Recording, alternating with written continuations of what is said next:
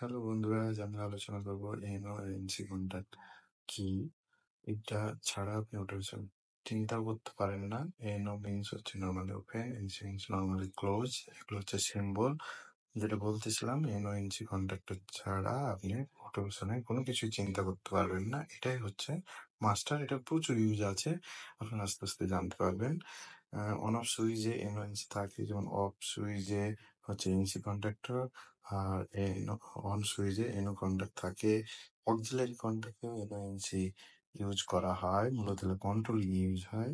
আমার channel follow করুন বিস্তারিত জানার জন্য। এবং কন্ট্যাক্ট রিলেতে এনো এনসি পয়েন্ট থাকে।